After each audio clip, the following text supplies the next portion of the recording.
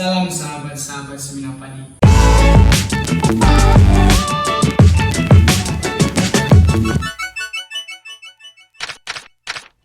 Teman-teman, dalam kehidupan kita, pengetahuan atau akal budi itu adalah salah satu aspek penting yang kita butuhkan dalam kehidupan kita.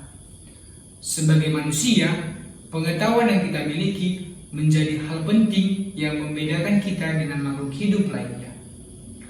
Pengetahuan itu kita peroleh dengan tindakan kita untuk belajar, ataupun kita peroleh karena kebiasaan-kebiasaan yang kerap kali kita lakukan. Lewat pengetahuan itu, kita sebenarnya bisa belajar dari pengalaman untuk menjadi pribadi yang lebih baik. Namun terkadang, apakah teman-teman pernah melihat dan menyadari bahwa sebenarnya kita terkadang keliru dengan kebenaran pengetahuan yang kita miliki? Dalam setiap peristiwa kehidupan yang kita alami, terkadang kita menemukan hal-hal atau keadaan di mana kita sudah terbiasa melakukan atau mengatakan hal-hal yang kita anggap benar, namun sebenarnya merupakan tindakan yang salah.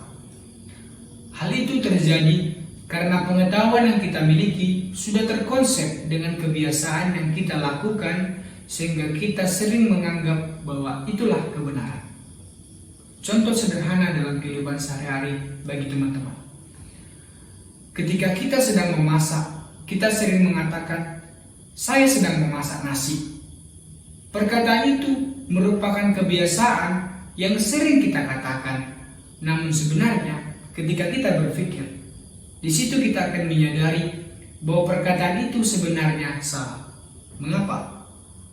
Jika kita katakan memasak nasi, sebenarnya hasil yang akan kita terima ialah menjadi bubur. Mari kita pikirkan. Tapi sebenarnya, jika kita ingin mendapat hasil nasi, maka kita seharusnya mengatakan, "Saya sedang memasak beras," dengan tujuan untuk mendapat hasil nasi. Memang hal itu tidak biasa kita katakan, namun itulah pengetahuan yang kita miliki juga terjadi karena kebiasaan-kebiasaan yang sering kita lakukan atau sering dilakukan oleh orang lain, sehingga kita menganggap bahwa kebiasaan itu adalah sebuah tindakan yang benar.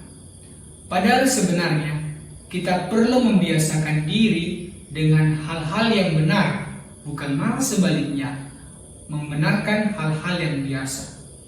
Untuk itu teman-teman, dalam video kita kali ini, kita akan membahas salah seorang filsuf besar dari Yunani bernama Plato. Plato adalah salah satu filsuf yang lahir di Athena sekitar tahun 427 sebelum Masehi. Dia berasal dari keluarga aristokrat yang cukup kaya pada zaman itu. Pada masa mudanya, Plato mendapat pelajaran musik dan sastra sebelum akhirnya dia bertemu dengan Socrates, gurunya yang akan mengubah hidupnya. Dalam kehidupan sehari-hari, Plato melihat gurunya yang terus berjuang untuk menyampaikan pengetahuan yang benar kepada orang-orang Yunani. Karena pada masa itu, kehidupan orang-orang Yunani mengalami kekacauan. Namun alhasil, kebenaran pengetahuan yang ingin disampaikan oleh gurunya tersebut tidak diterima oleh orang-orang Yunani. Karena mereka hanya terpaku dengan kebenaran pengetahuan yang mereka miliki dan tidak menerima pengetahuan yang berasal dari orang lain. Lewat hal itu, gurunya terpaksa harus dihukum mati dengan meminum racun karena dianggap memberi ajaran yang sesat. Sebenarnya gurunya diberi kesempatan untuk dibebaskan dari hukuman, namun dengan syarat ia harus menarik semua perkataannya. Tetapi gurunya tetap mempertahankan kebenaran pengetahuan yang ia sampaikan dan lebih memilih untuk meminum racun tersebut. Lewat peristiwa itu, Plato melihat bahwa ada kekeliruan tentang pemahaman pengetahuan yang orang-orang miliki, dan hal itu perlu dibenarkan kembali.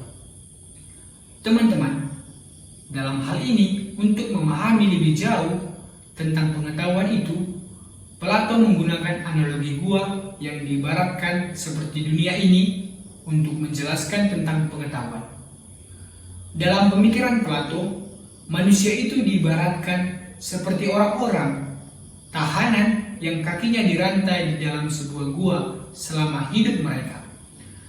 Mereka bersandar pada sebuah dinding, di mana di belakang dinding tersebut terdapat sebuah api unggun, dan di sebelah api unggun tersebut ada orang-orang yang sedang lewat dengan membawa berbagai jenis benda-benda. Benda-benda yang dibawa itu karena terkena sinar dari api unggun memantulkan bayang-bayang ke arah dinding gua yang dilihat oleh orang-orang yang ditawan tadi. Selama hidup, mereka hanya melihat bayang-bayang yang tampak di dinding gua itu.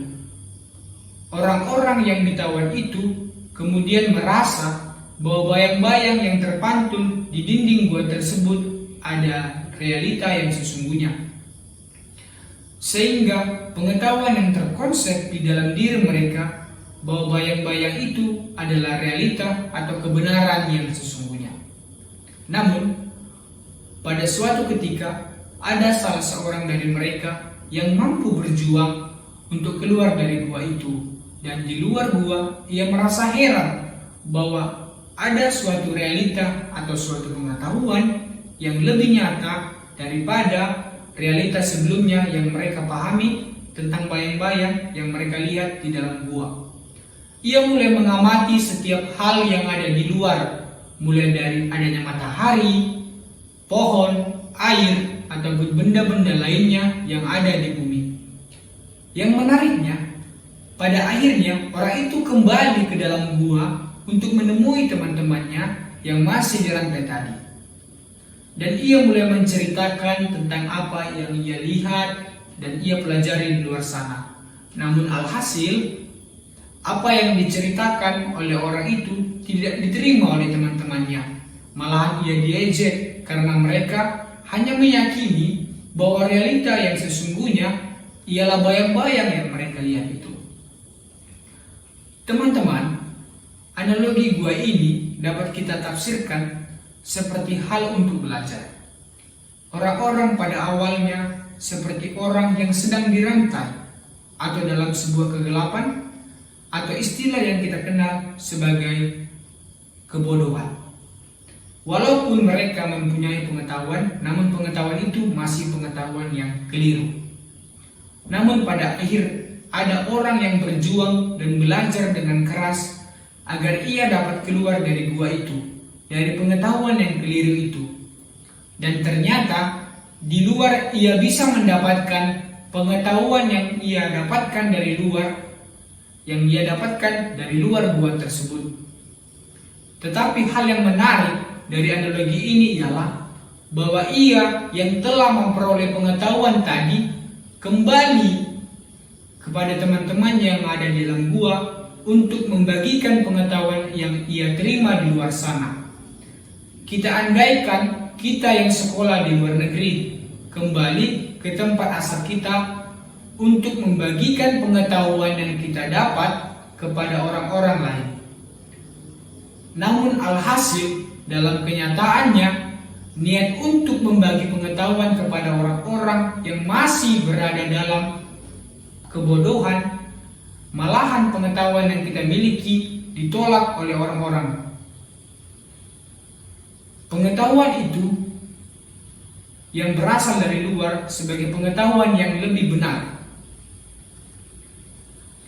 Akibatnya, tentunya untuk mengajarkan kebenaran itu, untuk mengajarkan pengetahuan itu, dibutuhkan kesabaran atau niat yang besar untuk mengubah mereka agar mengubah konsep pengetahuan yang salah ke arah pengetahuan yang lebih benar. Hal itu tampak juga misalnya dalam sebuah diskusi atau perdebatan. Seseorang seringkali mempertahankan pengetahuan yang mereka miliki yang sebenarnya masih keliru dan sulit menerima kebenaran pengetahuan yang berasal dari orang lain, yang bisa dikatakan sebagai pengetahuan yang lebih baik. Hal itu merupakan suatu konsep berpikir yang perlu kita rubah agar kita mampu melihat dan menerima realita atau pengetahuan yang sebenarnya, sehingga kita mampu melihat sebuah konsep berpikir yang lebih baik dan memahami sebuah pengetahuan agar lebih baik. Lewat pemikiran ini kita disadarkan bahwa kebenaran dari suatu pengetahuan bisa berasal dari siapa saja, dan kita tidak perlu malu ataupun merasa gengsi untuk menerima pengetahuan yang lebih baik yang berasal dari orang-orang, karena sebenarnya pengetahuan yang kita miliki masih dalam kekeliruan. Sekian dulu video kita kali ini teman-teman. Sebelum saya akhiri video kita kali ini, kata-kata yang bisa saya bagikan untuk kita ialah bahwa hidup ini adalah untuk terus belajar, dan kita mau untuk belajar dari orang lain, sehingga lewat sikap ini kita mampu membangun sikap yang rendah hati demi mendapatkan pengetahuan yang lebih baik. Semoga hal ini semakin mengubah cara berpikir dan bertindak kita untuk lebih terbuka terhadap realita dan mampu menerima setiap kebenaran dari pengetahuan yang dibagikan orang lain. Terima kasih.